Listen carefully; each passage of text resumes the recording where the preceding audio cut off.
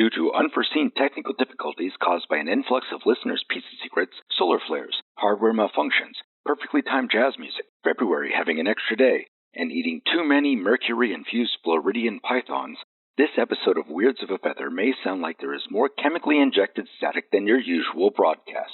We assure you this is not the case, and you probably just have tinnitus. This podcast is in no way actually saying that you have tinnitus, and it is entirely on our end. We appreciate your patience during these trying times. On with the show! Love you. Thread your needles and bust out the rickrack, whatever that is, because this episode, Grace is shining a light on the intricate world of lampshade making. She's taking over hobby collectors to let you know what materials you need, how to get started, and whether this hobby can hold an ADHDer's attention long enough to make a lamp.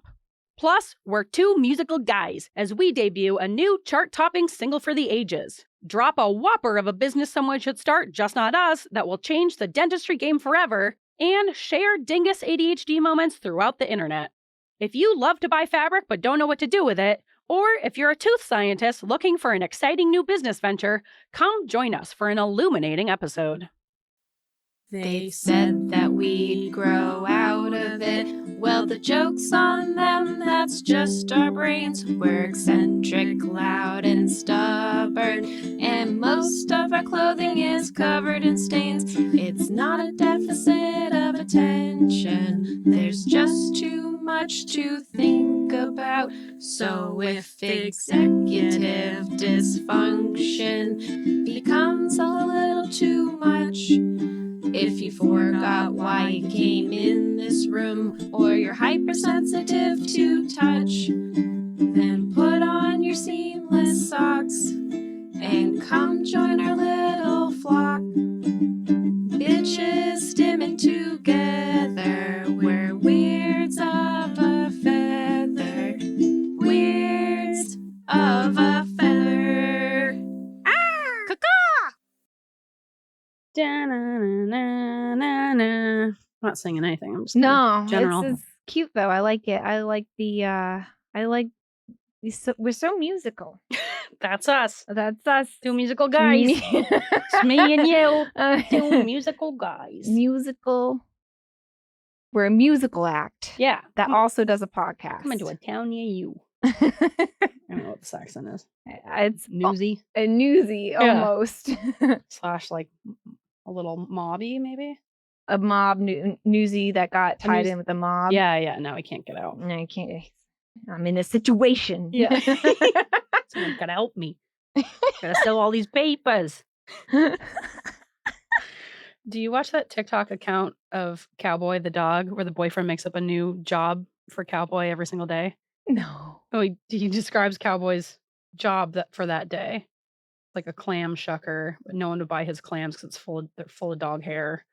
And like a disgraced pop star, I think was one. He was the former Quaker Oats man from 1992 to 1994, and now he's living off the royalties. I'll have to send it to you. It's very good. Cowboy is the dog's name? Yes. That's a really funny dog name. Anyways, should we get into it? Yeah. All right. Welcome to Weirds of a Feather, an ADHD-Adjacent podcast. I'm your host, Grace Bure. I'm your host, Kristen Stanhope. And here we are. And we're in it. Yep. Yeah. God. No, we're doing all right. We got the first part right. We definitely said the right podcast. We did say, yeah. Yeah, you're so hard on yourself. Well, it's just like we say the things that are scripted, and then it's like we don't know how to go from there. How about this? Would you like a warm-up question? There you go. But then you say that to me because you have the warm-up question. Okay, ready? Go again. All right. Would you like a warm-up question? Yeah, I would love one. You gotta get warm. So natural. Yeah. All that sounds great. I think we should start doing that. All right, I'll do that from now on. Okay, I'm glad the listeners are on this journey with us. Yeah, we got to talk things through. You know? Right. This is a meta podcast. All right, today's warm-up question comes from Jamie, our friend and listener, Jamie. Because how would they not run into trees? You still talking about? Yeah. Okay. Because if they don't move, they can't see you. How do they not run into trees? There's plenty of trees in the jungle that aren't moving. All right, today's warm-up question. Riddle me that. I'm probably going to cut all that out, so this won't have any context. Okay. I'm going to cut out the part where Lucy is barking. Yeah. Oh, okay. Yeah, sorry. So, well, I had a nice transition, and now you've ruined Wouldn't it. that be a great warm-up question? Anyway. I don't have much to say about it. Okay, you got a warm-up question. Yes. From? All right, let me start over. Okay, sorry. God. I was in it. I'm sorry. Doing nicely. You were in the wet, and I dragged you out of it. Yeah, and I got to get in screaming. Again. All right, today's warm-up question comes from our friend and listener, Jamie. She texted. And guest. Yes. Yeah. A 3-for-1. You know Jamie. Yeah, 3-for. She texted me this the other night. I was a little high when I got it, and I was like, whoa, that's a crazy question. So let's see what you think of it in the light of day. Okay. All right. She said, could you pick your voice out of a lineup of similar voices if they were all speaking a language that was not one that you understood? No. I don't even think I could pick my voice out of a lineup if it was a language I could understand. Okay, so I don't know my voice. Well, I was thinking that like people would have a hard time with that because you don't know what your voice sounds like accurately. That's, when it's not inside your own head. But I know what my voice sounds like very well because I listen to my own fucking podcast all the time. You don't, even now after listening to your own voice on your own podcast. There's no way. If it was episodes, it was similar voices? Yeah. No. You wouldn't be able to pick out your own voice? No. There's no way. Yeah, I guess you have to have like a really attuned ear to just like really hear. There's no way. I think I could have a shot. I don't think I have a unique voice. Like I'm not Bob's Burgers guy. Yeah, but I could pick his voice out. Oh, me too. The guy who does SpongeBob. Yeah. He's got a unique voice. Yeah. But it's your own voice. I wonder if I could pick your voice out. Could you? Probably. In English or in a different language? A different language. I don't know, because like how much of your voice is like the way you say certain words, and if your voice was speaking a different language, you wouldn't recognize the way it was saying certain words. And I also feel like I have different mannerisms when I attempt to speak Spanish. Yeah. Like when I was in Spain, I did this a lot. Because I do that a lot. Oh, I like it. Yeah, it's very fun. Like if you don't like something, Yeah, that is fun. Yeah, so would it be like you as an English speaker choppily speaking a different language, or it would be like a fluent version of you? Because if it's fluent, there's no way. I don't know. That's such an interesting question. I've been thinking about it a lot. I wonder, what if we had, we need to gather a bunch of bi and trilingual people. Ooh. And we need to do an experiment. Yes. We need to line them up.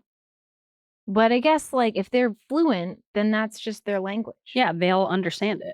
So there's not a way to have them speak a language that they don't understand. We'd have to use like AI. Right?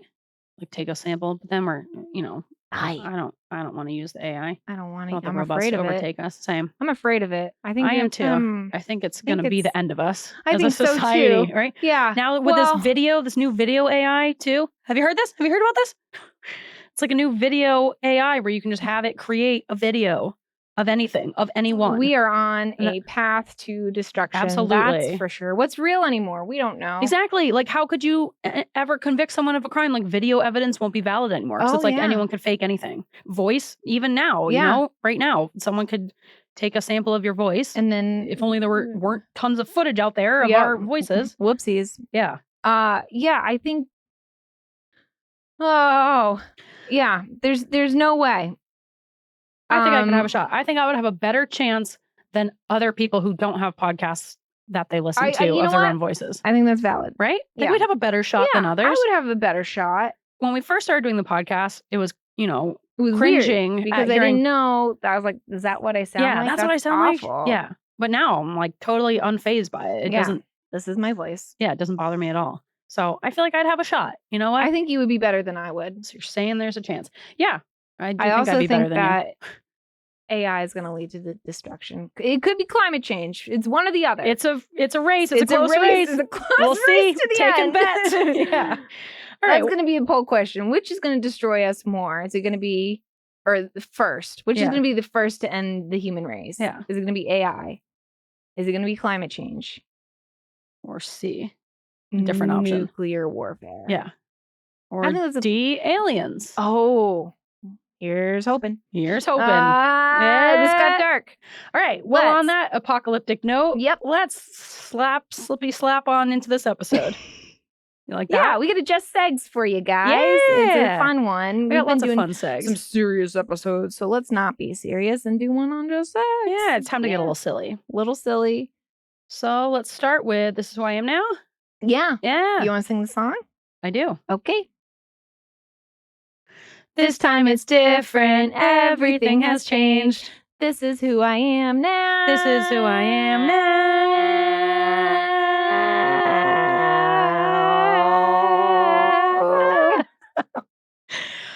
Ooh, Lovely. that was All a right. long one. Yeah. The longer the better, I always say. Weren't we just talking about breathing?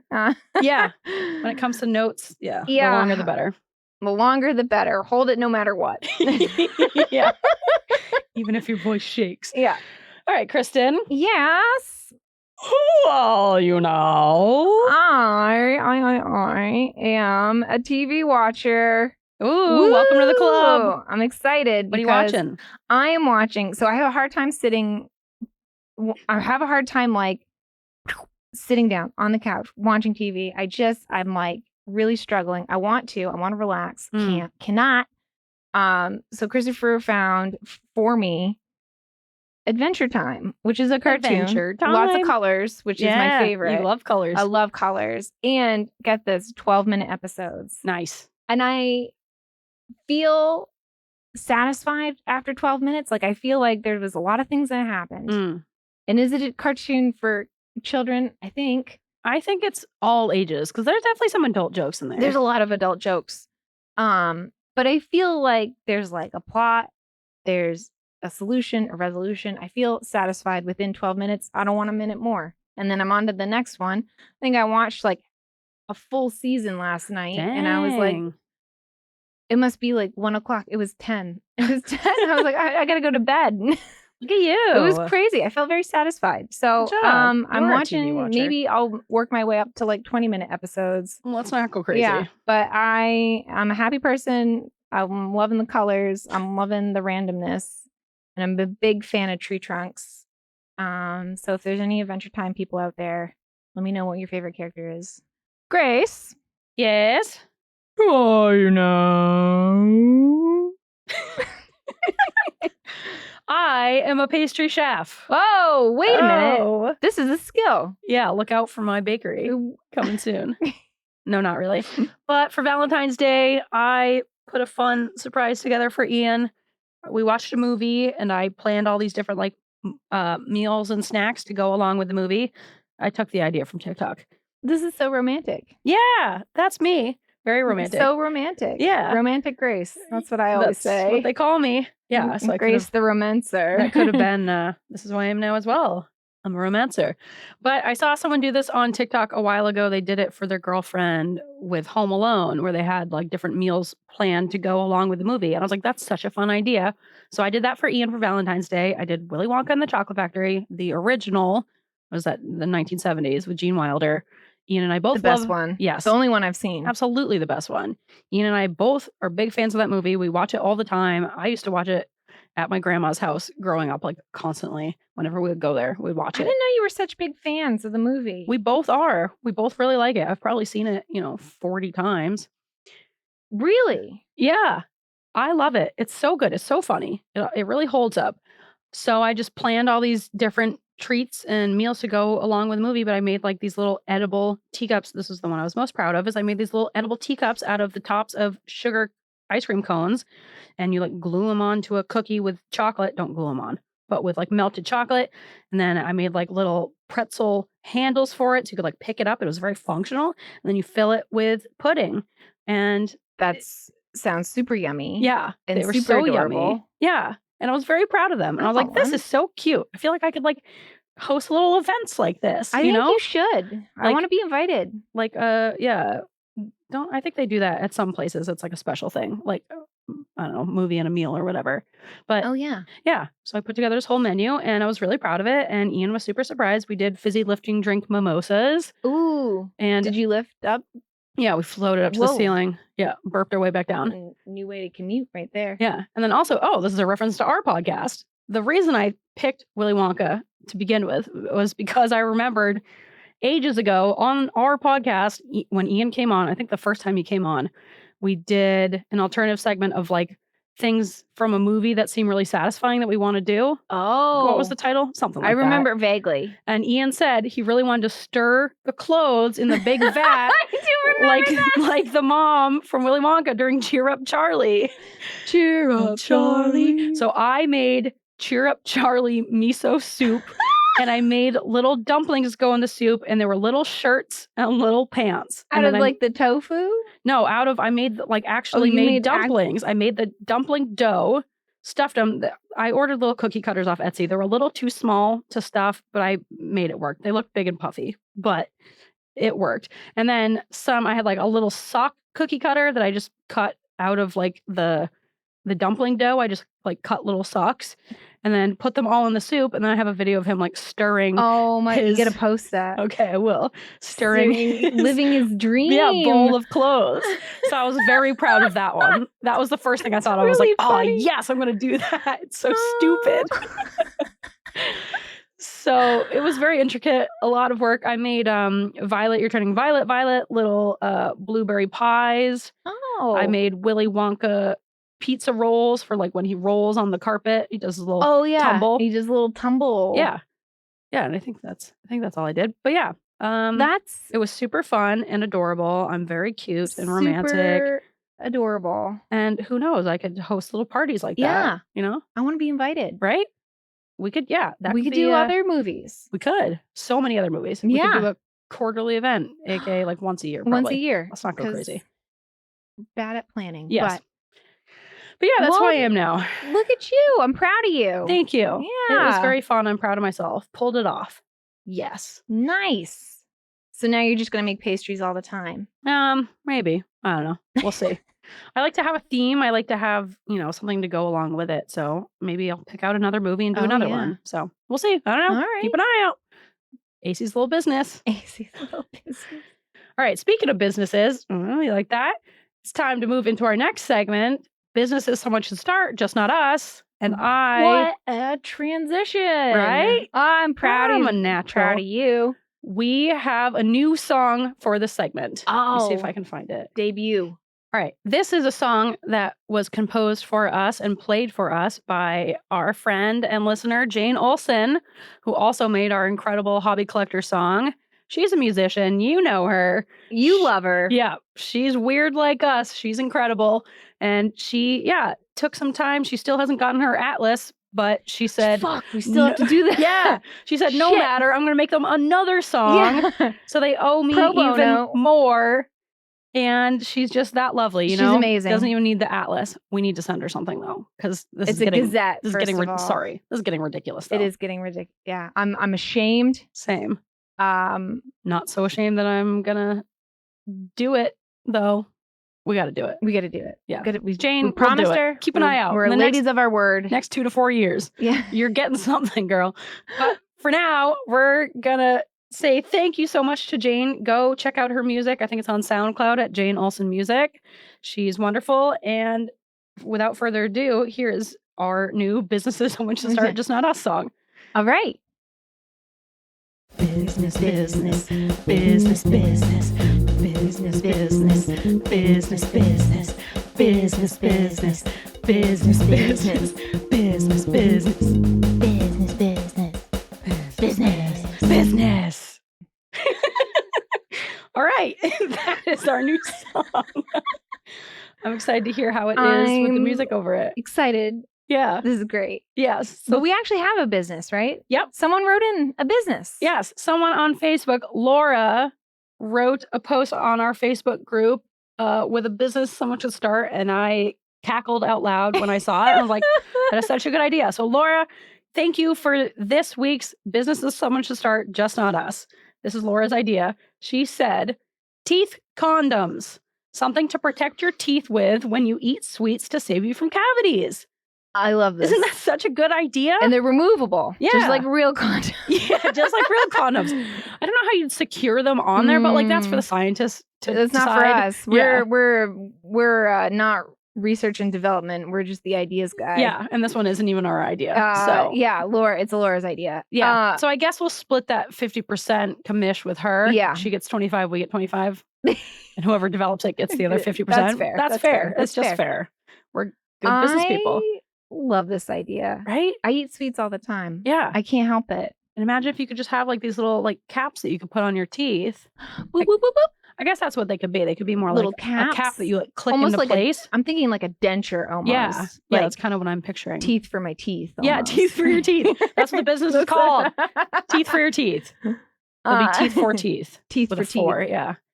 Like Cars for Kids. Teeth for teeth. Teeth for teeth. Yeah. Like the number 4. Yeah. Yeah.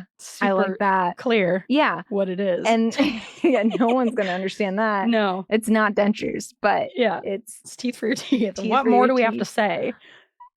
I love this idea because I love sweets and I want to keep eating them. Same. And especially if you were going to eat something super like chewy, like a caramel or And now and later. ooh, those are good. Ooh. I don't like how sticky those are. So I don't eat them.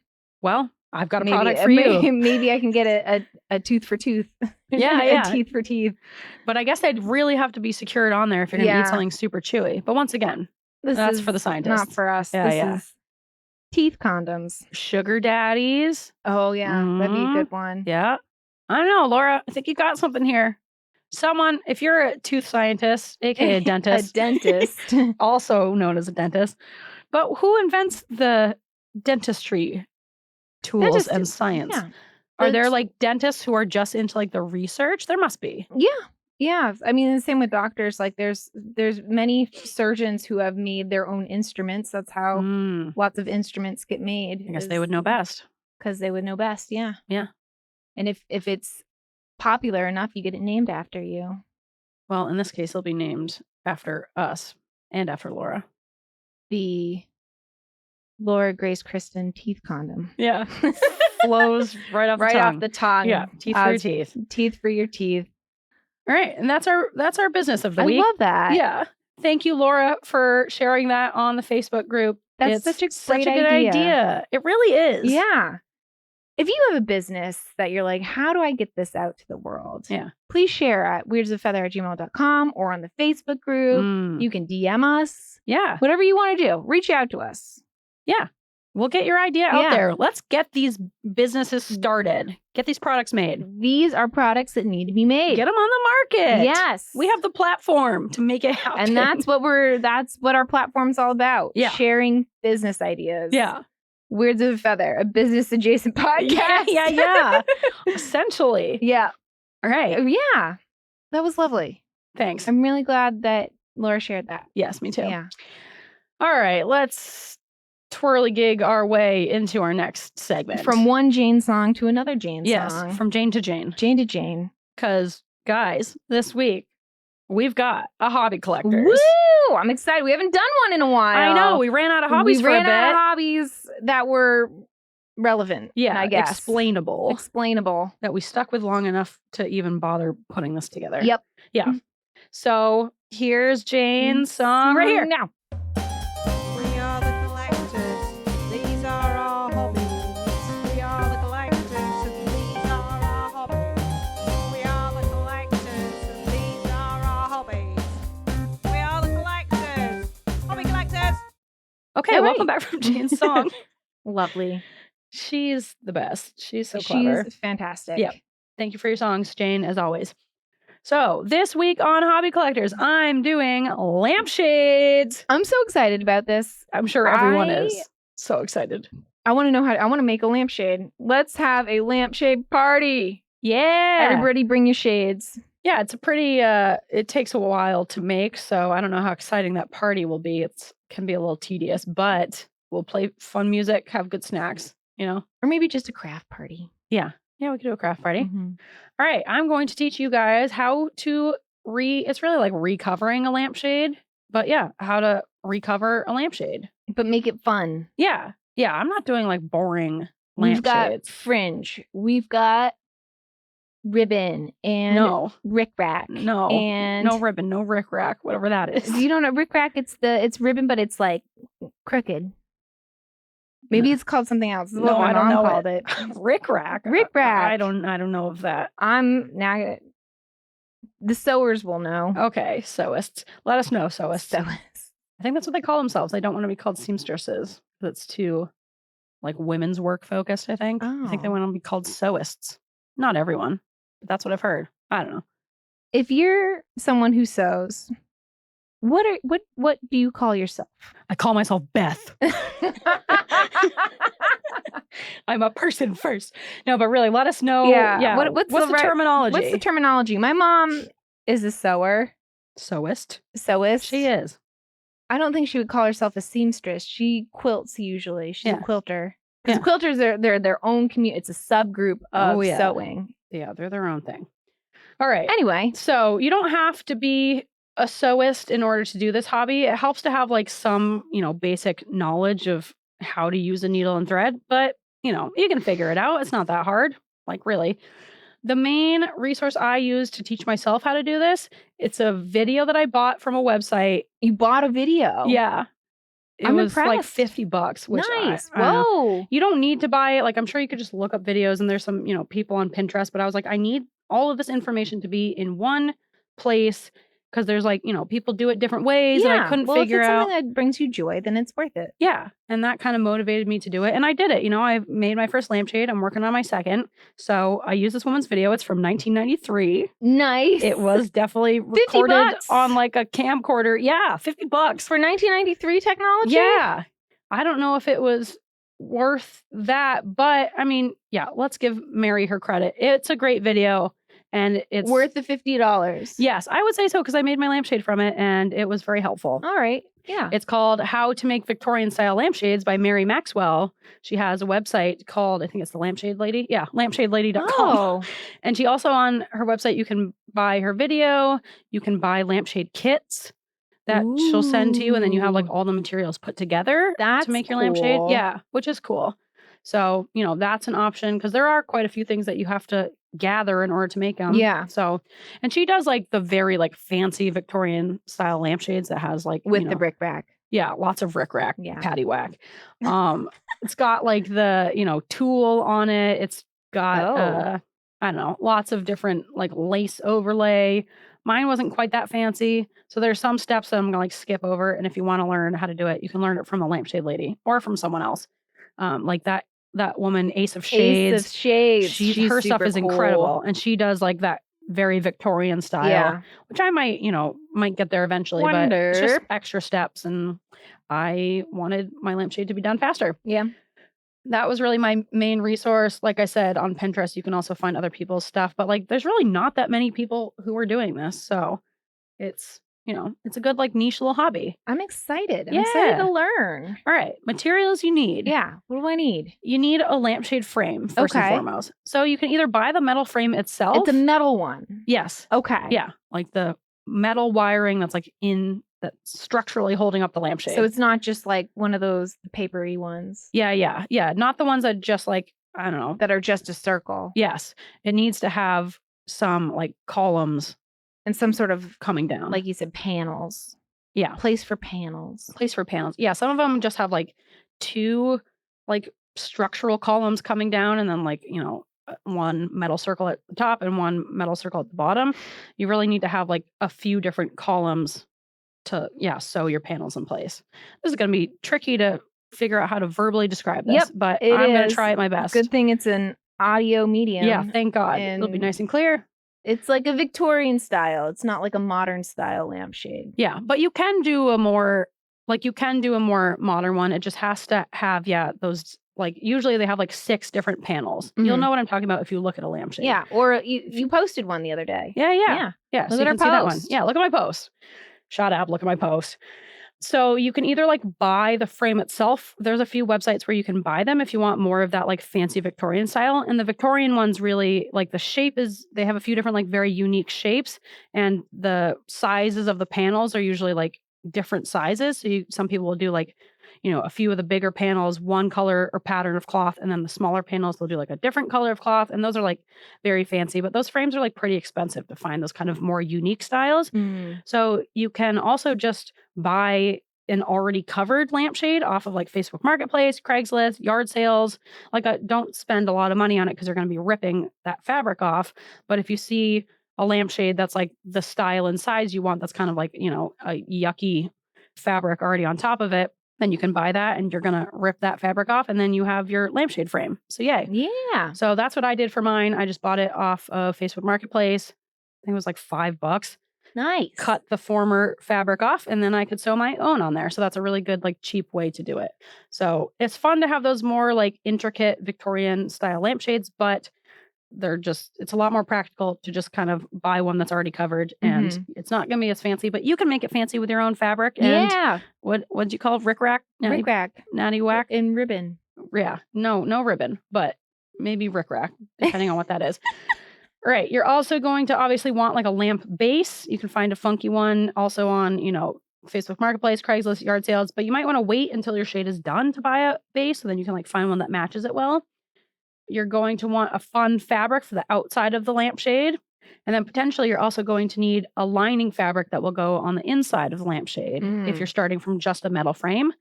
This lining is usually a white fabric, and it's like what you see when you look inside the lampshade. I see. So you don't want it like white, blackout. Yeah, probably not blackout, but you can. You won't get any light from the lamp. Yeah. And some people do the lampshade where it's like mine. If you look at on Instagram, the light like shines through the fabric, and I kind of like that. But some people do it. They get a really thick fabric so it doesn't shine through. It just shines out of the bottom of the lampshade. Oh. So that's another like style choice. Interesting. I wanted mine to kind of glow. Yeah. So that's why I use like a thinner fabric. I see. But yeah, if you make it super thick, it'll just, you know, be concentrated out of the bottom of the lamp. So that's just up to you. But you can also do a funky fabric on the inside of the lining if you want. It doesn't have to just be white, you know? Interesting. Like some people do one funky fabric on the outside, one funky on the inside. Funky to funky. Will you see the inside from the outside? No, but like how we're sitting now where you can kind of see a little bit of the inside of this lamp, you just like see it from, you know, peeking out of the bottom. See a little peekaboo. Yeah. So it'll be a little peekaboo. Nice. Yeah. So that's, you know, style choice. The best fabric types, I guess, are a cotton polyester blend for the lining, especially. You want something, they say, you know, you want a fabric that's not going to like light on fire, obviously. So you want more like fireproof fabrics, which like most of them are. And also I recommend using an LED bulb, especially a color changing one, because that's fun. So this is why we have to have our fire safety. You're right. This could be part of it. Yeah. So I would say use an LED bulb so you don't really have to worry about the heat, but also I don't want to be held legally responsible for burning anyone's house down. So I guess try to get, you know, a fireproof fabric if you can. Yeah. But the cotton polyester blend, I guess, is a pretty fireproof one. And then there are a few different types that you can use for the outside. I didn't put a list together because I don't really know. Like, as long as it's a fabric that's, I don't know, it's kind of like whatever you like, as long as it's a fabric that's going to be able to like lay flat. Because a big thing of this, you're going to have to get the fabric like very taut because you don't want to create wrinkles because then that will like really shine your through. Iron. Yeah, you do need your iron. Do you have an iron? I do. Oh. Yeah, I iron my fabric before I put it on. But yeah, just, I mean, you can use like a more like, some people do like a velvety or velour fabric on the outside. Some people do like a satin one. Satin wrinkles. Like the real, yeah, it does. But you would really want to get it nice and straight. And then once you sew it on, it's not going to wrinkle because it's like super taut. But for the really like classic Victorian ones, sometimes you'll see them do like a nice satin and then overlay it with like a lace cover. Ooh, I like that. Yeah, so that's really nice.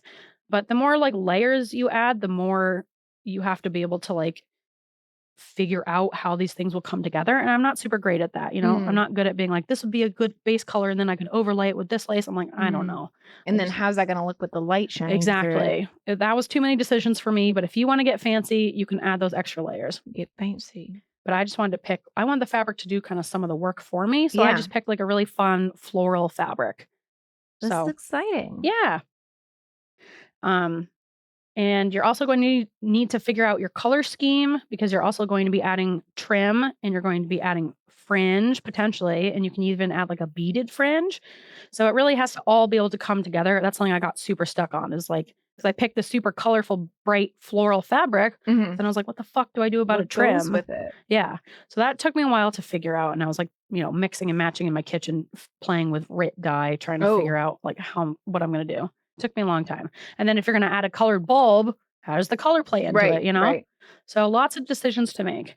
So don't set yourself up. Don't try to get too crazy. You could do, one color and do different shades of that. That might be nice, so that For way the fringe? for everything, for your whole lampshade. Like you could like a choose, monochrome kind of yeah, deal? yeah. Ooh, So okay, you could do like, I like a different texture for the lampshade and then, love that idea. right? So that way you're not having to like figure out like how 4 different colors are going to come together or whatever. It's just going to come together. Yeah, it's just going to be different it's shades of just green or gonna whatever. Be green. Yeah. It's green lamp.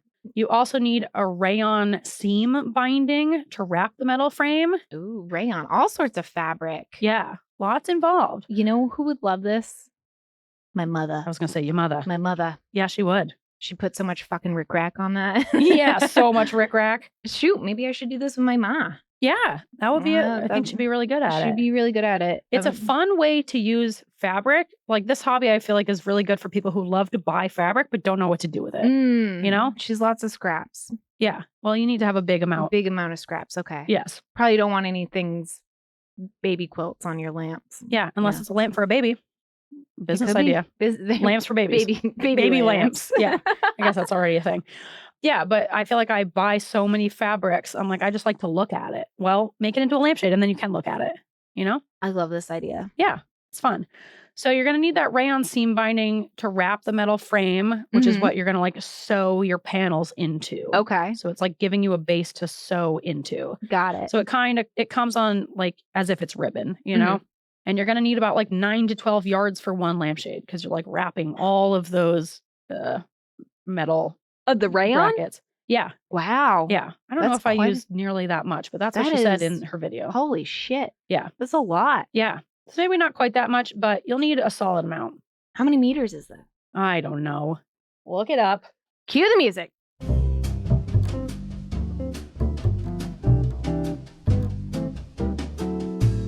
Be about 8 to 11 meters. Is 9 to 12 yards? Yeah. All right. You heard it here first. Yes, you did. Conversions. Yep. We can do them. You also need 100% cotton trim. So that's the trim that's going to go on the outside of your lampshade, like along each seam. That's kind of like hard to find. I had to, I don't know. I think I went online. That's the ribbon I'm talking about. Okay. Yeah. So it's called trim. Oh.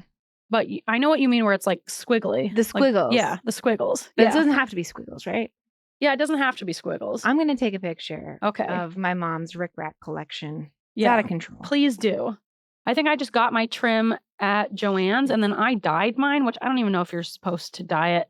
You can dye cotton. It's like one of the but better like fabrics. the squigglies like are a different type of fabric. Oh, so mine not 100%, huh? Yeah, mine dyed pretty well. It did dye like very dark, so it'd be best if you could just find a trim that's like in the color you want. Like mine was just like an ivory, but I needed mine to be a mustard yellow, so I dyed mine. But it'd be best if you could just like buy that in the color you want it if you can find it. So you could look at like Joann fabric or the less dyeing the better. Yeah, absolutely. You're also going to have a fringe, which I think is nylon. And that's, the dangles that will hang from the bottom of your lampshade. That. Yeah. And some people do, you could also do like a beaded fringe. You buy those, just online. You're not hand beading that. Please don't. You could. You could, but God, that's why? A whole different hobby. Yeah, why? And also don't. So the fringe, you can buy it in a color you want, but you can also buy it white. And that one is really easy to dye. That takes dye very easily. Mm-hmm. And some people do like a nice ombre, which I didn't have. That's yet another color thing I have to figure out. How do you? I know. You gotta, that's like extra work. You got to try to get it like the ombre, like evenly along the whole thing. There's no way. So I couldn't go down that painting path. it on? No way. No. Well, you're dunking it in your dye, but you have to like only dunk one part of it. Dunk it. Yeah. So you can get as crazy with the dye as you want, but you're going to need some kind of fringe that's going to go around all the base of your lampshade. And you're also going to need a needle and thread. I use bread and butter right there. Yep. I use Sharps needles. The size is 1/5, but I don't know 1/5. The brand is called Sharps, or they just have the to be type sharp? Is called Sharps because there are some that like aren't super pointy at the ends, like they're a little blunted. I use them super sharp because they're they have to stab into that lining, which is thick. Yeah, it's a little bit thick. Yeah, so you definitely want something that's like a pretty like thin, sharp needle. Got it. Yeah, mine is a 1/5 size, but 1/5 of what? Who knows? Don't know. No way to This know. sounds like a sewing thing to Yeah, me. but essentially a sharp, small needle. Sewists will know. Sewists will know. Yeah. They'll know. So I don't know. Figure it out. I just went to the store, bought a few different types, and I was like, I like this kind. So I don't know. I'm not super technical. You guys know. I'm not like super technical about what to do. Just whatever. Go with your gut. The color of the thread won't super matter because you're going to be covering it up with the trim after you like sew in all your panels. But I recommend just using white just in case so it doesn't shine through at all. You're also going to need either Elmer's glue or hot glue. Ooh. I guess you can just use Elmer's glue to like glue on your trim, which I didn't believe it. I'm like, no way that's strong You don't enough. sew It on the is. trim? No, because you can't really. You need to glue it on so it like kind of shapes to it. Like you kind of like put it into place and kind of like press it into place. You can also use hot glue. I think, the reason some people don't is just because there's more chance of it being like, a little like Melty? chunky. Yeah. Oh. Or like, Would it remelt? it could get everywhere. Oh, that's a good question. No, I mean, if you're using an LED bulb, probably not. But I think there's just more risk of it like getting on your fabric. And whereas with Elmer's, you all can just the like strings. Yeah, lots of strings. So Since when has a hot gluing project gone 100% right? Exactly. So Never. it's just more of a risk. So I recommend using Elmer's glue, but you can also use hot glue to make it faster. And then a fabric dye. I like RIT, but there's other types, but I think that's like the biggest one. Then you want like a special pot just for dyeing and then gloves. Don't use your like saucepans for dyeing, please. Exactly. Yeah. What kind of gloves did you use? Just your regular? I just used, the nitro gloves. Yep. Yeah, just regular I didn't know gloves. if you used the big like dishwashing gloves or something. No, but you could. But yeah, you could just use nitrile gloves. So All right. You just don't want to be getting your hands all covered in dye. Yeah. And then I forgot to put this, but you brought it up, an iron. Because you're going to want to make sure that your fabric is like super flat and crinkle free before you put it on the frame. No crinkles on this frame. Nope. Not in this house. All right. So you got all of those materials. You're ready to start. I've got all my materials. Yep. I've got my iron set to hot. Yep. Kind of. All right. Well, I'm ready to start. Okay. Turn that iron off because you don't need it right this second. Okay. All right. It's off now. Okay, good. It's in the vicinity. Yeah, good. Have it nearby. It can be off for now. All right. All right. So if you're starting with a lampshade that's already covered, you're going to cut that covering off. Some lampshades, like depending on how big they are, some will have a layer of that fabric lining inside that's separate. Like they're two separate layers of fabric. One is the lining on the inside, and then it has a different layer of fabric on the outside. Yeah. For some lampshades, depending on like how close together those two layers are, some of them you can just cut off the outside layer of fabric, leave that lining in there, and then boom, the inside of your lampshade is already lined, which is incredible because that part takes a long time. You have to like line the whole thing with one layer of your lining fabric and then go back again and put on your outside layer of fabric. But some of them you can, so be very careful when you're cutting the outside layer off, but you can hopefully cut just that outside layer. And depending on how the lampshade is made, you might just get lucky and that inside layer is like intact and you can just leave it. Oh. Yeah. It's kind of hard to describe. I'll take a picture of mine because the one that I'm working on now, that was my setup. I almost cut into both of them and I was like, wait a minute. I could just leave this lining in here. It's already there. And so I just cut off the outside ugly layer. The only thing with that is you have to be able to like get to the metal rods, the frame of the lampshade. You have to be able to wrap all of those in that wrap like I was talking about because that's what you'll sew into. So the lining just has to be like far enough away from those bars to be able to like wrap it all the way. Can you not have a lining? Do you have to have a lining? I think you should have a lining because otherwise I think it'll just be like really, really thin. I see. Yeah. So I think you're going to want some kind of lining. You're going to want a lining. You're going to want a lining. Yeah. Okay. So if you just have like just a bare metal frame, you're going to have to sew that lining layer in, which is fine. That's part of the process. But yeah, it's nice if you can like get lucky and have that already sewn in for you. Get lucky. No. That's a terrible song. I hate that song. All right. So next you're going to wrap the entire frame in that fabric wrap. What did I call it? Rayon, right? Yeah, seam binding. Seam binding. Yep. So you're going to take your seam binding and you're going to wrap the entire frame. You're going to wrap each like metal rod in that spiral shape, kind of like you're wrapping a hockey stick with grip tape. I see. You know what I mean? Yeah, I do. Okay. You're going to be sure to cover like all the metal. So you can sew them in at the beginning before you wrap it. You're going to kind of like fold it over itself and sew it to anchor itself. Okay. Or you could use a little hot glue there, glue it Yeah. on just to anchor it. You're going to wrap it all the way up, then anchor it again at the end. You can look up tutorials for this, and I'll Yeah. include one in the show notes. So you're doing all the spokes first before you do the top, spokes. the That's a top good and the word for it. bottom. Yeah, and you're Yeah. gonna do Okay. you're gonna do each one separately. Okay. So you're gonna wrap like each. Normally these lampshades have like 6 spokes. Mhm. So you're gonna wrap each one separately, from bottom to top, top to bottom, doesn't matter. So you're gonna use like one long piece to wrap each spoke individually, anchor it at the bottom and the top, and then you're going to wrap, that top circle in one long piece, and then wrap your bottom circle in one long piece. So by the end of it, all of those spokes, all of the frame should be covered in that seam binding. Okay. And that's very necessary because that's what we're going to sew into. All right. All right. If you have to sew in a lining fabric, this is where you'll do that. And if your shade is already lined, you're going to be doing the same thing, but with your top pretty fabric. So then if you have to line your shade first, you're going to be doing this step twice, once with the lining fabric all the way around, and then a second time with your top fabric.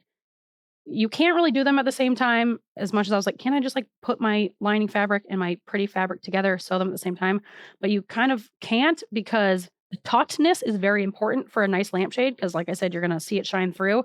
So you kind of have to do the whole lining and then do your pretty fabric on top, just like avoid wrinkles and stuff.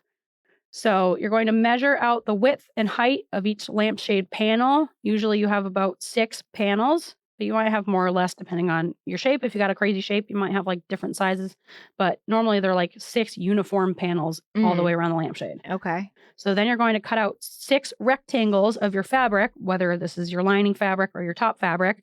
Don't cut it to the exact measurement of the panels. You want a little bit of extra. Do that. Don't. You want a little extra to go over the edges, because you don't know. Some wiggle room. Yeah, you don't know how it's going to look when you pull it taut.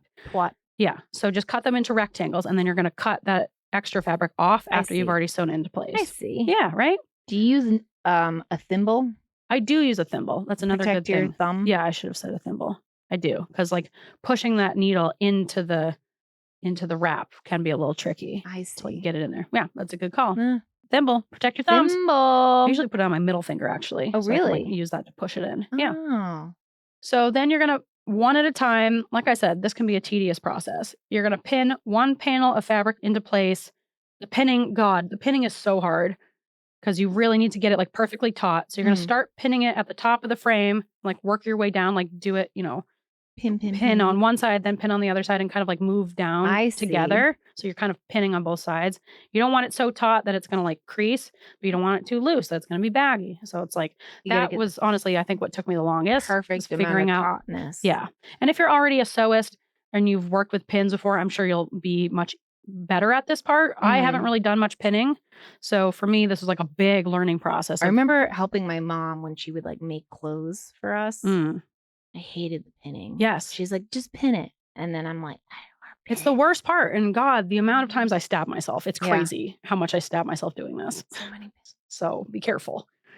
Yeah. So you kind of like pin it, at the top, then down the sides, then you're going to pin along the bottom. And then you can like go back and fix any pins and just kind of keep fidgeting with it until the fabric is laying like super smooth and flat. Until it's perfect. Yeah. And obsess over it and never stop until it's pinned perfectly in place. Until it's perfect. Yep. It'll take you about 7 days straight. So now your fabric is pinned in place. Now you've got, just do one panel at a time. Like pin one, then sew it. Move on to the next panel, pin it, then sew it. Don't pin all of them at once. You're going to be working with a minefield of pins, Yeah. Let's not. Oh, yeah. Yeah. Your poor fingers. Exactly. There's enough pins as it is. And I put my pins every like 1 inch or so. Yeah. Space them about 1 inch or so. Yeah. I don't know. Whatever your heart tells you. Your heart tells you. Yeah. Put a pin in it. Yeah. Put a pin in it. That can be my lampshade business. Yeah. Yeah. So then you're going to thread your needle and you're going to double it up. So put a long piece of thread through the needle, pull the eye of the needle to like the middle of your thread. So then the thread is doubled over.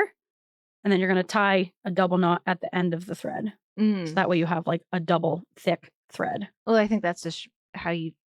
Is that how you normally do it? Oh, yeah. Okay. So like the normal style. It's good to have a refresher. Right? Yeah. Yeah. I don't know if I would have known that. but I guess it's common sense. But yeah, you just do the regular thing and double Thread it your over, needle. like we all know. Yeah, just thread the needle in. Yeah. So you're going to start sewing your first panel into place and just like remove the pins as you go, and just be sure to keep it like taut as you go. You're going to look up the running chain stitch. That's what you'll be using. It's very easy and you really get a hang of it like pretty quickly, but it's all practice, and it's nice. It's kind of nice when you start with the lining layer because you're like getting all your You practice fuck in on it the up. lining. Yeah. Doesn't matter. By the time you get to the outer layer, you're like, all right, I Mhm. got a hang of it, and it'll probably look nicer.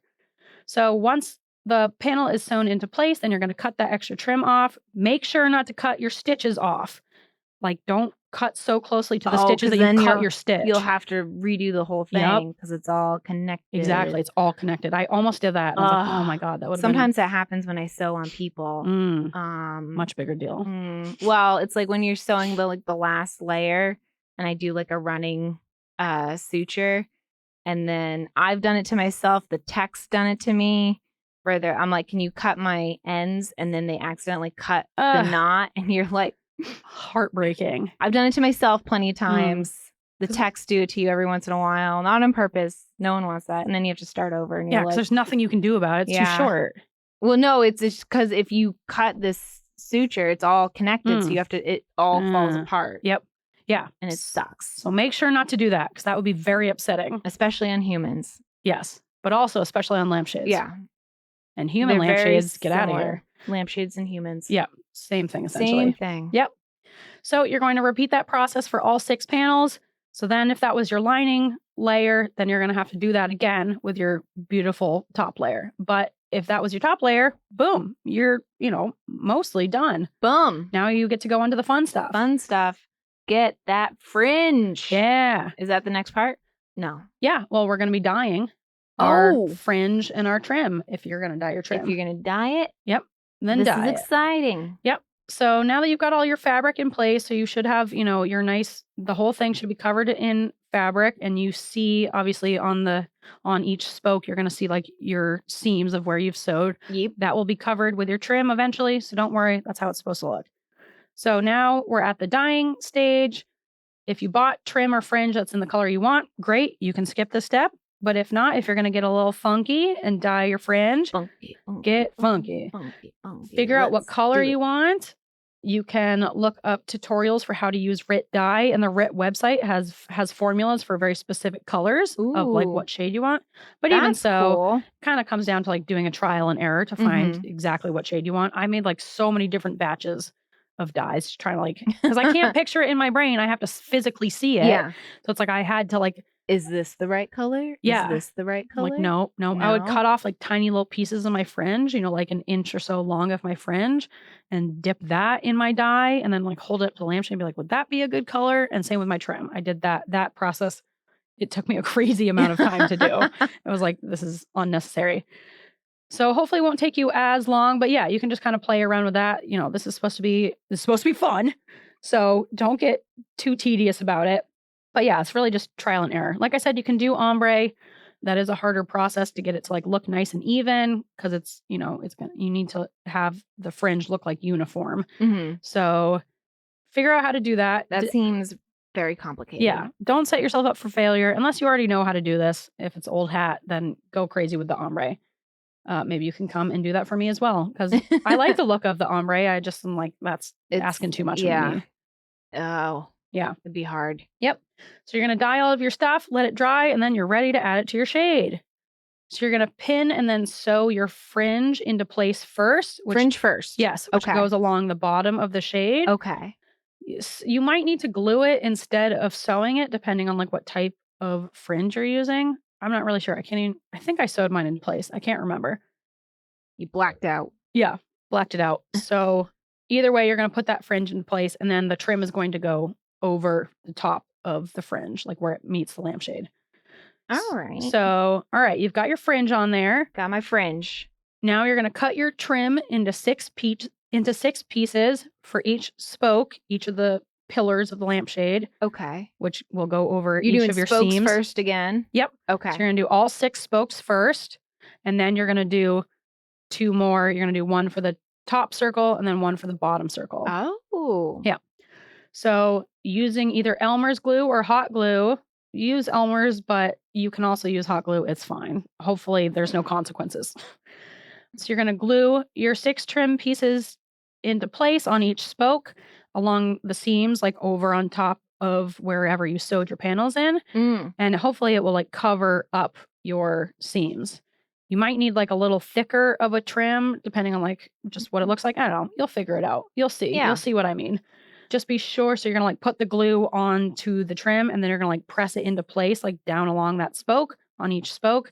And then you're going to kind of like press it so it kind of like molds to the shape of the shade. And that's the nice thing about the Elmer's glue. It kind of makes it like a little like soggy.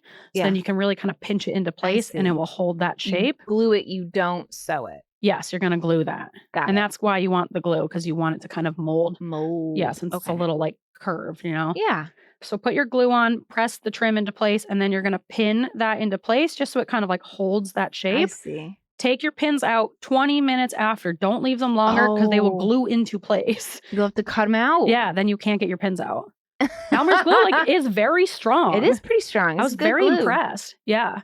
Good glue. So not you gotta not set a glue timer. stick. Use the liquid glue, not a glue stick, but the white classic Elmer's liquid glue. Would you get like a brush and you brush it on instead because it's to avoid messes, or did you just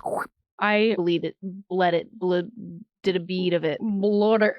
I You know what I mean, right? Yeah, I do. Yeah, I do know what you mean. I just put a stream of it on the back of the trim, and then with my finger, you spread it out to make sure it's like covering. You don't want it like too wet where it's gonna like goosh over. Oh, okay. So you put it on the trim and then the trim on the lamp. You're not putting the glue. Don't glue on the lamp. Yeah, don't put it on the lamp. Put it on the trim. Okay. Yeah. So like have it laying down on your table. I missed that part when you were explaining it. I see. I'm glad you brought that up.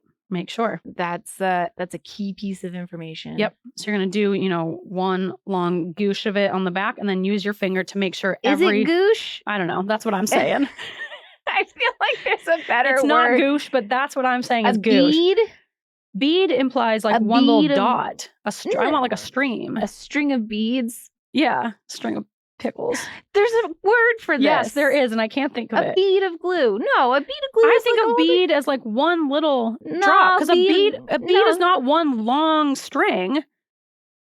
A bead is like an individual little thing. So a bead would be little dots. Question. What is it called?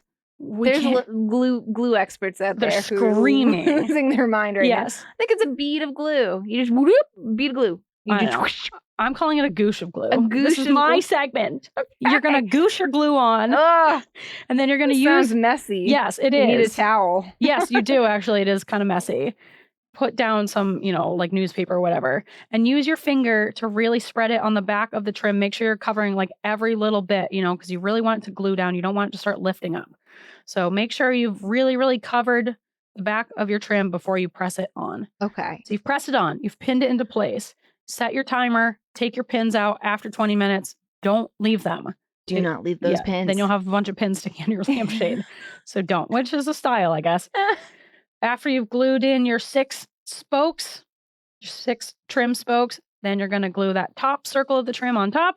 Then you're going to glue the bottom circle of your trim on the bottom, which will like lay over on top of that fringe seam. I see. Yeah. So you won't be able to see where you either like sewed or glued the fringe in, because you'll have this going on top, and then the fringe will like dangle down and look all nice. Ooh. You could also have done, that beaded fringe as well. So you would do that before you put the trim on. The trim is going to be the final layer. Mm-hmm. So whatever danglies you're having down, put those on first. Dangles first. Yeah, dangles first, and then put the trim, as the final layer on top. I see. This is exciting. Yeah. I'm ready to have lots of lamps. Perfect, because now you got everything you need to make a lamp. I've got the idea. Yeah. I need to go buy an iron. Yeah. That's the thing you need, not fabric or a lampshade. That'll come. Okay. Iron first and foremost. Iron first. Yeah. Oh yeah, I forgot to even tell you to turn your iron back on before you sewed any of your fabric panels in. If they are a little crinkly, just iron them. So that way those crinkles. I have a steamer, but I definitely don't have an iron. Yeah, I think the iron would work best. Yeah. You have my steamer. We've already talked about this. I do. Yeah. So iron them before you put them on to your frame, because they'll just help it lay flat, and then your light will shine out of it nicely. All All right. And that's pretty much it. Now you have a lampshade. Like I said, if you wanted to add that like tulle or lacy fabric on top, you can, go forth and do that. You can look at Lampshade Lady's stuff, see what she has to say about it. But yeah, get your base, get your LED bulb, put it all together. Boom, you got a lampshade in only 100 easy steps. I'm excited. Yeah. This is, there's so much, there's so much, what am I trying to say? There's so many ways you can make this unique. Yes. The trim, dyeing, the fabric choices, the choice of lampshade, the choice of base. Yep. There's so many different ways to make this your own. But this is exciting. I'm excited to try this. Yeah, that's why I like it so much, because it's not just like, a regular sewing project. It's like, yeah, because there's so many ways to customize it, you really can make it very unique. Yeah. And then you'll have the one-of-a-kind lampshade. Exactly. No one else will have a lampshade like this. Exactly. Like the first one I made, I gave to my mother. Your mother. She loved it. I gave it to her for Christmas. She was very excited about it. My dad likes it too. He likes having the glow in the living room. It puts off a good glow. Yeah, it gives a good vibe. It's very functional. Like now you're going to use it in your house. She's the lady about functional lamps. That's her main priority. She likes the function. My dad likes the aesthetic. Style, yes. for sure, for them. Yep. So my mom went on a trip like a few weeks ago, and my dad was going to stay here in Portland for a few weeks after and then go down to Arizona. So my mom was originally like, once I go on my trip, you can take the lampshade back to your house and use it while I'm gone. But my dad was going to be here for a few weeks after her. And then later she was like, actually, I think Dad's really enjoying using your lamp. So why don't you leave it for him until he leaves to Arizona and then you can take it home. I was like, oh, that's very sweet. Aww. Yeah. So that's very sweet. Another thing to think about for your fabric is like, what color do you kind of want to have as your glow, Oh, yeah. What's your glow color? Be?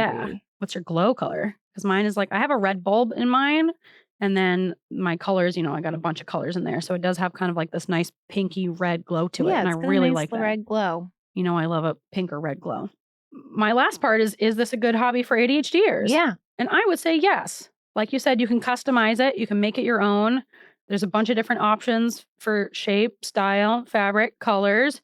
Then you got something pretty and functional that you made in your house. Yeah. And I think you don't need like a lot of very specific tools. Yeah. Like I think the thing you don't need a sewing machine. Yeah. You need needles and you need the stuff to actually make the lamp. Yeah. But you don't need any like specific shade making tools, which is nice. Exactly. So you don't have to spend all this cash just to do this one project. And then if you never do it again, then that's fine. Yeah, that's a good point. You're not buying like very specific things that could only be used for this. They're all pretty like general items. So yeah, I would say there's not a ton of startup things, especially for your first one. Just buy like a $5 lampshade on Facebook Marketplace. Yeah. You could buy a little tiny one. That would be good because Or then look you at can bang them out. like an antique store, but sometimes those are expensive. Yeah. So if it's like a secondhand store. Yeah. And then that's also another thing I think makes it a good hobby for ADHDers. You're on a mission at the secondhand stores. You're looking for something, and then it's kind of like a little treasure hunt. Yeah. Because you're not looking for pretty lamps. You're looking for ugly lamps that have a nice frame. So it's like you're looking at the shape of the lampshade. The beauty within the lamp. Yes, you're seeing what the potential of this lampshade. You've got potential lamp. Yeah. Yeah. So you can bring out that lamp's potential, and that's super fun. You could, they make those like tiny little lampshades for like tiny little lamps. Oh, those would be a good starting place. That would be good. Right? Mini lamps. Super satisfying. Yeah. It's, you don't need much. Yeah, you don't need much. They're done like super quickly. You can bang them out, and that's super fun too. The only thing is, like I said, the sewing part, the pinning part can be very tedious, especially when you're working on the lining. It's like, Jesus Christ, this is taking me forever. I keep stabbing myself. But once you get to like adding your fun fabric on top, then it becomes like, okay, I can see this coming together. And then coming together now. Yeah. Yeah. And then you're onto the fun, the decorations. Yep. And you're dyeing it. Then you're putting on your fringe. And then you're like, all right, I'm almost done. And then you're done. And then you got a lamp. And now you got a lamp that you can use. This is, I'm excited. I'm inspired. I think you should do it with your mom. That would be a great I think we would argue together. But I think we would try. Okay. Well, I was at a fabric shop a few weeks ago, and the woman asked me. Joann's? No, it's an upholstery fabric store out in Saco. Oh. And the woman there, first of all, she was very impressed by my lampshade. I showed her a picture because she was like trying to help me find something. And she took my phone. She was showing other people in the store. She's like, I heard her from the other room. She's like, she made this. I love craft people are so nice. Yes. I felt so good. She's like they're bragging about me.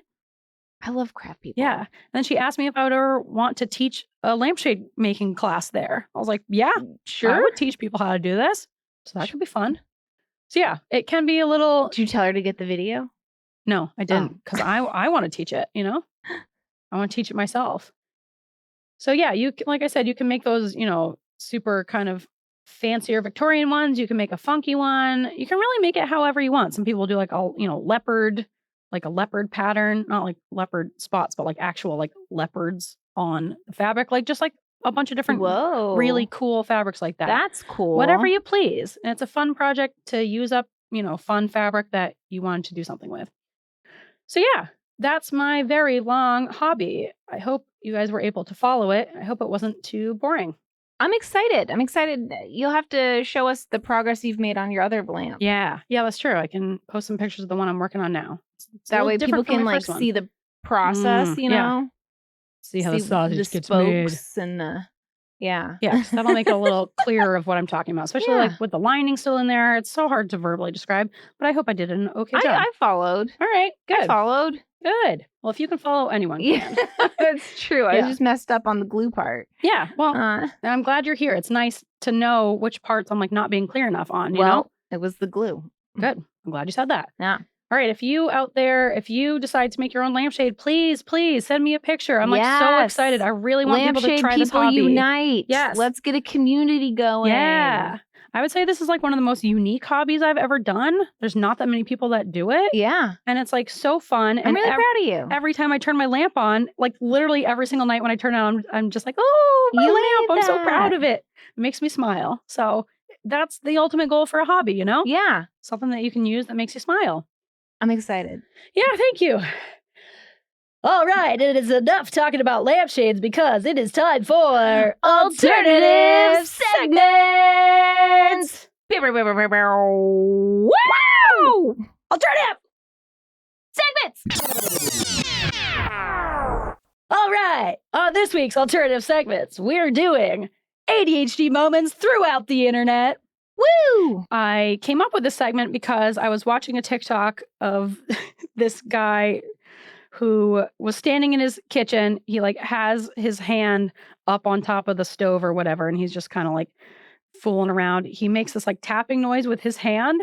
Doesn't realize it's him making the tapping noise. He thinks someone knocked on the door and he goes to answer the door, which is like a very Lucy thing to do. And the comments on that video were cracking me up so hard because then other people were sharing like dingus things they had done. I was like, this would make a fun segment of all these different dingus ADHD moments. That you're going to link the video, right? Yeah, okay. I will link the video, but I have some comments that I've taken from that video that I want to read to you. This person says, I microwaved an empty cup thinking it had milk in it, and when I went to drink it, I thought it had evaporated.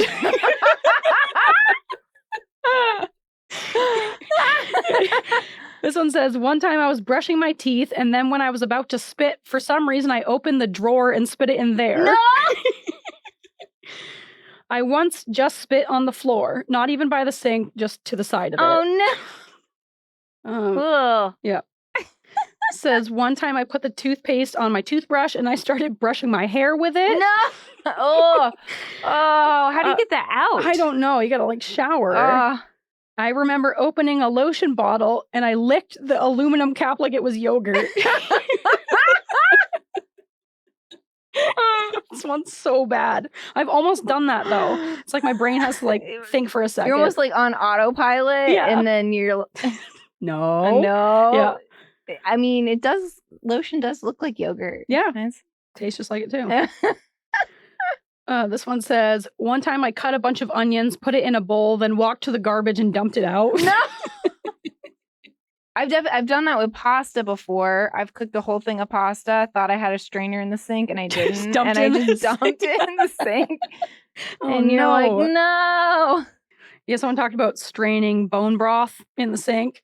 Oh, I've seen that on TikTok. Yikes. And they like strain out the wrong part. Yep. Oh, just dump it down the sink. Just dump it. Yep. Hours. One time I meant to call my dad and I just typed his first name into Google. Someone else said, one time I tried to Google, when is my uncle's birthday? Can't explain that one. Oh, this is one of my favorites. I swallowed a full set of press-on nails because the way I held them in my hand with a glass of water in the other is the same as when I take my meds. Swallowed a full set of nails. Oh. No. I talked about the time where I use nail polish remover as eye makeup remover on here, I believe. Yeah, I think I have. Yeah, put that on my eyes. I'm like, why is this burning and not working? It was nail polish remover. One night I drove to the corner store and got all my snacks and started walking back home. I realized I left my car at the store.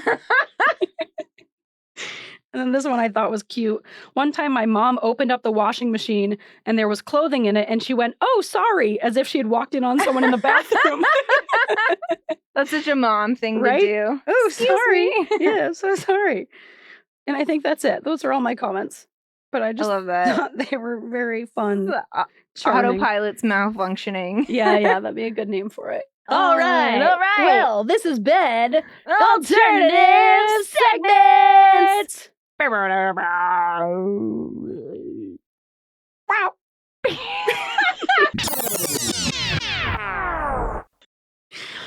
Sound like a cat. Yeah, I don't know. It was something. It was good. All right. Well, you know what, Kristen? I hear the clip clop, but I'm going to tell you that this episode is already too long. No. So I think, little horsey, we're going to have to clap, Yeah. clap. lots of clops in there. We're going to have to trot right past the pizza shop today because I think we're going to have to end it there. Okay.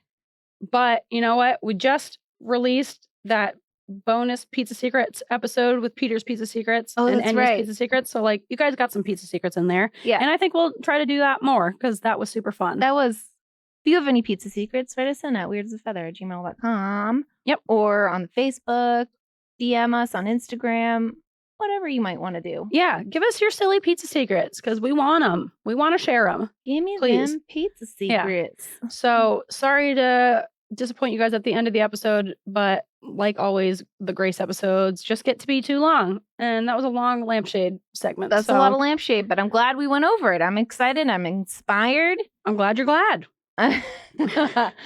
If you were like, how do I get more lampshades? You can, 1, check out our resources. Yep. 2, you can find us on Instagram at weirdasaFeather. You can join our Facebook group. You can send us an email at weirdasaFeather@gmail.com. Yep. And I think that's it. Yeah. Yeah. Rate, review, subscribe. Yes. All of those things. 5 stars. That really helps. If you know a meme who sews and you're like, I think she could be really into this hobby, send it to her. She doesn't have to be a meme. She can be anyone. And ask her if she's a sewist or a sewer Or a seamstress. or seamstress. Also, if you're a professional gluer, let me know what that's called when you just put a string of glue down. Yeah. What is that? It's a bead of glue.